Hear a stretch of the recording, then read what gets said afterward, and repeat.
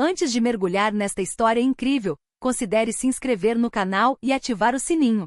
Cada história aqui tem algo a dizer, e você não vai querer perder nenhuma. A verdade faz o policial recuar em choque. A história de Jessica Morgan. Jessica Morgan ascendeu na hierarquia com tenacidade, disciplina e uma elegância rara. Filha de um professor e de um ex-militar que se tornou pastor, ela cresceu em um bairro operário de Oakland, Califórnia, no centro da luta pelos direitos civis. Desde cedo aprendeu duas coisas fundamentais: que o conhecimento era uma arma e que a dignidade jamais era negociável. Ela havia estudado brilhantemente em Stanford, apesar dos olhares condescendentes, dos comentários pouco disfarçados de alguns professores e das dúvidas perpétuas que sua presença despertava naqueles que não conseguiam imaginar uma mulher negra se destacando entre a elite intelectual. Mas Jessica nunca se deixou desanimar. Sua ambição não era alimentada pelo orgulho, mas por um profundo dever de representar aqueles que o sistema esquecia. Aos 42 anos, ela se tornou a presidente do Tribunal de Apelações do Estado da Califórnia, uma estreia. Mulher negra, carismática, ouvida e temida nos círculos jurídicos pela precisão de seus argumentos e sua retidão inabalável, ela personificou uma forma de justiça que muitos não ousavam mais almejar. Suas decisões foram citadas em importantes periódicos jurídicos, seus discursos repercutiram nas universidades como apelos à consciência. Mas naquele dia, naquele tribunal de Los Angeles, ela não estava lá como juíza. Ela estava lá como vítima. Uma vítima entre muitas, mas uma vítima que se recusou a permanecer em silêncio. Tudo começou 3 semanas antes, final da tarde de sábado.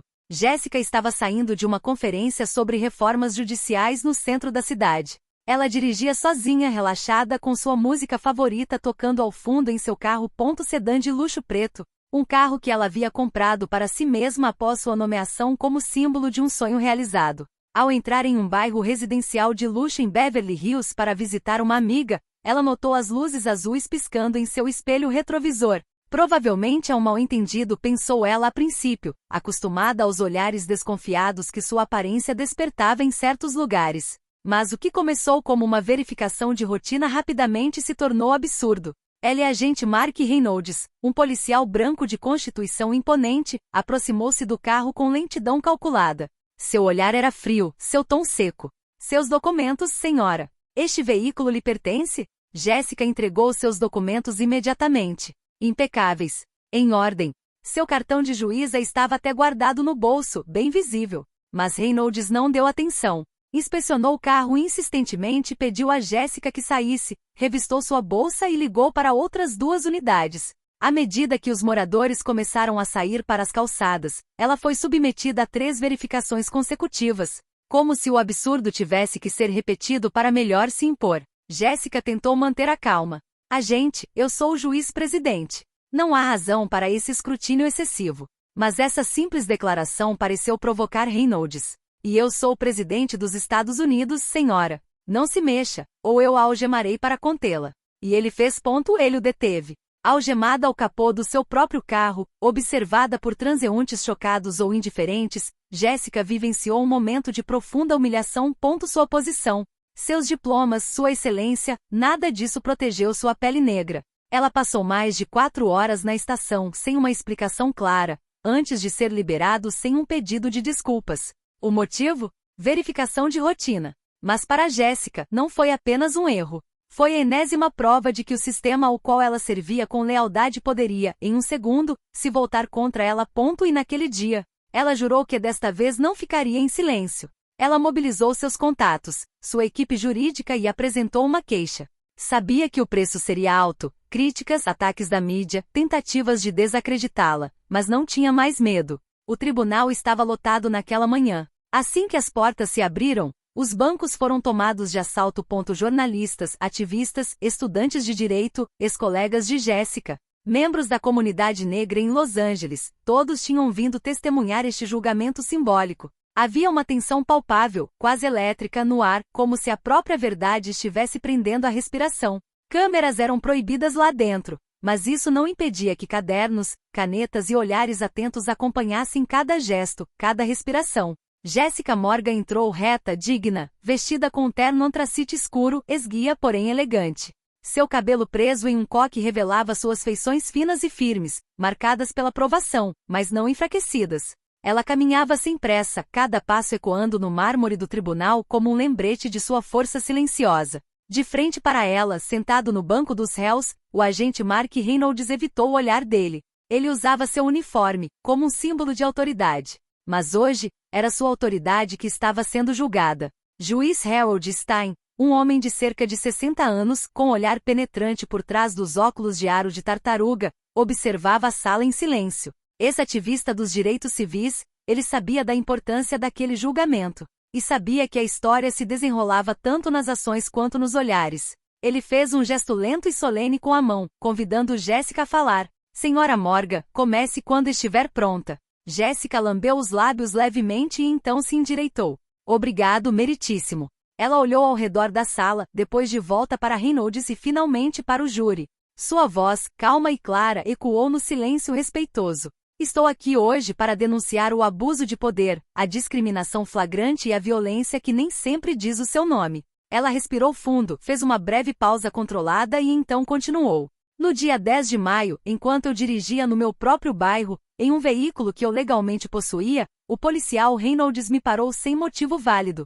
Ele questionou a legitimidade da minha propriedade, apesar da minha documentação regular e da minha carteira profissional. Ele me olhou como se eu estivesse roubando algo que eu não tinha o direito de possuir. Um murmúrio percorreu a sala.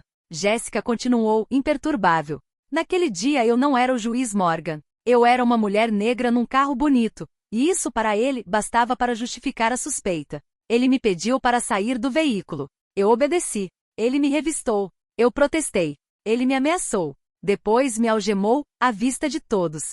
Sem explicação. Sem ser ouvido. Apenas desprezo. Seu olhar caiu sobre o júri e depois sobre o juiz. Isto não é apenas uma abordagem policial. É um ato racista, uma humilhação pública que não tolero, especialmente vindo de um homem que deveria cumprir a lei. Porque a lei não é uma arma para humilhar, é um baluarte contra a injustiça. Um silêncio se instalou. Nem uma respiração, nem um movimento. Jéssica deixou o silêncio falar por ela, deixou que ele permeasse cada canto do cômodo. Então ela acrescentou mais calmamente, mas com uma nova intensidade. O que senti naquele dia não foi apenas humilhação. Foi medo. Não pela minha reputação. Não pela minha carreira. Mas pela minha vida. Porque eu sabia que naquelas circunstâncias, uma palavra mal interpretada, um gesto mal compreendido, e eu poderia me tornar apenas mais um nome em um cartaz. Um rosto em um cartaz. E jurei que não ficaria em silêncio. Algumas pessoas na sala seguraram as lágrimas. Outras, com os punhos cerrados, continham a raiva. O juiz Stein fez uma leve reverência. Obrigada, senhora Morgan. O agente Mark Reynolds, sentado no banco dos réus, mantinha os braços cruzados sobre o peito, os ombros tensos. Seu rosto parecia congelado em uma expressão fria, mas seus olhos revelavam uma agitação crescente. Cada palavra que Jéssica dizia ia destruindo ainda mais a fachada de controle que ele tentava manter. Ao lado dele, mestre Lawrence Bell, seu advogado de defesa, folheou nervosamente suas anotações. Quando Jéssica mencionou o fato de que não lhe foi permitido contatar um advogado quando foi presa, Bell interveio rapidamente, com um tom de voz que fingia tranquilizar. Meritíssimo, gostaríamos de enfatizar que a intervenção do policial Reynolds ocorreu estritamente dentro do escopo dos procedimentos padrão. De acordo com os documentos da delegacia, não houve violação aparente dos direitos do reclamante. Qualquer percepção de discriminação é lamentável, mas não intencional. A voz de Jéssica interrompeu a tentativa de justificativa. Direitos não são um favor, Sr. Bell. São um fundamento. E quando são deliberadamente ignorados, não é uma percepção equivocada. É violência institucionalizada. Um tremor percorreu a sala. Jéssica então detalhou o tom ameaçador usado por Reynolds durante a inspeção. Ela falou sobre como ele levantou a voz, a tratou de forma suspeita, como se ela tivesse que provar que merecia estar ao volante do seu próprio carro. Ela explicou, ainda em tom calmo, mas firme, que quando tirou sua carteira profissional para indicar sua posição como juíza, Reynolds tinha ricané, e disse-lhe: "Você pode imprimir isso da internet." Então ela se lembrou do momento exato em que tentou ligar para um advogado do seu celular. Reynolds arrancou-o de suas mãos. Ele me impediu de ligar para qualquer pessoa.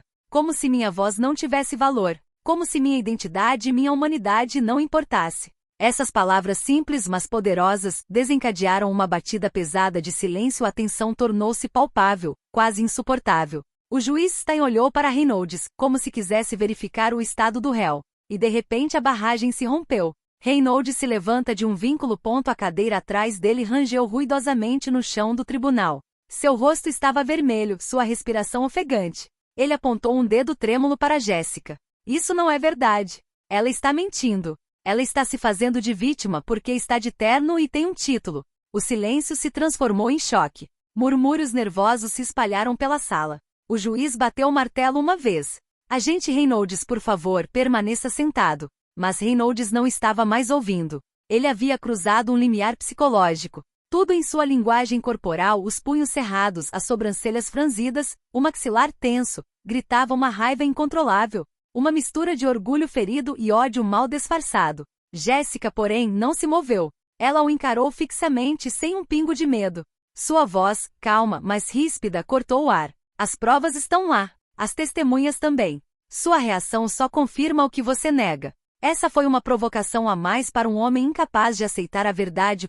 Num gesto impulsivo, brutal, quase irreal, Reynolds saltou para a frente. Dando os poucos passos que o separavam da testemunha, levantou a mão e deu um tapa forte em Jéssica Morgan, diante de toda a assembleia. Um silêncio mortal caiu sobre a sala. Nem uma palavra, nem um suspiro. O momento pareceu congelado, suspenso entre a indignação coletiva e a descrença. Os espectadores atônitos olhavam de Jéssica Morgan para o agente Reynolds, como se suas mentes ainda estivessem tentando compreender o que tinham acabado de ver. Jéssica atingido, mas permaneceu de pé, permaneceu imóvel por alguns segundos. A mão dele roçou lentamente sua bochecha avermelhada, mas ela não vacilou. Seu olhar, negro, profundo, ardendo com uma luz gélida, fixou-se no de sua agressora. E sua voz elevou-se, clara, firme, implacável. Você acabou de mostrar ao mundo quem você realmente é. Seu tom cortou o silêncio como um cutelo. Nenhum grito de vingança, apenas uma verdade nua e crua. As palavras não eram uma defesa, mas uma declaração de ação. E foram elas, mais do que o tapa, que expuseram Reynolds. Os murmúrios começaram baixinho, como um estrondo distante. Depois, ficaram mais altos. Vários assistentes jurídicos se levantaram, chocados. Uma mulher no fundo da sala, perturbada, deixou cair sua bolsa. Uma estudante de direito, com os olhos lacrimejando, levantou-se sussurrando. É por isso que estamos lutando. Juiz Stein, pálido de estupor, bateu violentamente o martelo na madeira do suporte de partitura. Sente-se imediatamente, agente Reynolds. Este ato é uma vergonha. Uma vergonha. Ele se virou para os seguranças. Levem-no para fora. Levem-no sob custódia imediatamente. Reynolds, lívido, deu um passo para trás. Sua expressão era uma mistura de pânico, confusão e fúria reprimida. Ele olhou para as próprias mãos como se tivesse percebido tarde demais a magnitude do ato que acabará de cometer. 2 policiais se aproximaram. Um o algemou, o outro o empurrou delicadamente para fora da sala sob o olhar acalorado da multidão. Jéssica, sempre no centro, não desviou o olhar. Seu rosto trazia marcas de agressão, mas seu olhar guardava as marcas de uma luta anterior. Ela inalou lentamente e continuou com intensidade contida. Este tapa, não é só meu. Simboliza anos de desprezo, violência e humilhação diária. É a mão de um sistema incapaz de enxergar a humanidade por trás da diferença. Mas eu digo aqui, na frente de todos vocês, isso não vai me parar. Não vai nos parar. Ela olhou ao redor da sala. Este julgamento, esta verdade, estes fatos, são a nossa arma, a nossa voz. E diante do silêncio da história, é hora de falar mais alto do que nunca. E aplausos estrondosos irromperam, apesar da tentativa do juiz de manter a ordem. Os gritos de apoio se misturavam a lágrimas silenciosas. Jéssica Morgan não havia apenas vencido o tribunal. Ela apenas deixará sua marca na consciência de um país. Poucos dias depois, o vídeo da agressão, filmado discretamente por um assistente na sala, viralizou nas redes sociais. Foi transmitido em todas as principais emissoras de TV. O país ficou em choque. O oficial Mark Reynolds foi suspenso imediatamente. Mas o assunto não terminou aí. A investigação interna foi aberta, revelando um histórico de denúncias de assédio racial, intervenções contundentes e relatórios falsificados. Colegas começaram a testemunhar. Vítimas esquecidas, silenciadas por medo ou cansaço, retornaram à mídia. O escândalo tomou proporções nacionais. Debates acalorados irromperam na televisão.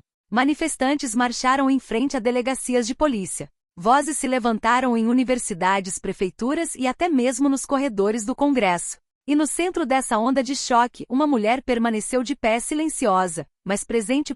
Jéssica Morgan, longe de se passar por mártir, continuou a falar, calmo, firme, digno. Em uma entrevista muito aguardada ao vivo em um grande canal nacional, o jornalista perguntou-lhe: Senhora Morgan, depois de tudo que a senhora passou, como a senhora ainda encontra forças para continuar? Jéssica olhou fixamente para a câmera, falando não como uma vítima, mas como uma significativo. Não estou procurando vingança, ela respondeu. Eu busco justiça. Para mim. Para aqueles cujas vozes foram silenciadas. Para aqueles que foram ignorados, humilhados, espancados, às vezes mortos, sem que ninguém dissesse seus nomes. E eu faço isso, para que amanhã seja diferente. Ela fez uma pausa e acrescentou, em tom baixo, mas firme. A lei pode ser uma barreira ou uma ponte. Quero fazer dela uma ponte para a igualdade. Mas são necessários milhares de nós para construí-la. E naquela noite, por todo o país, milhões de espectadores permaneceram em silêncio, comovidos, chocados. Porque a verdade finalmente havia sido dita. Em voz alta.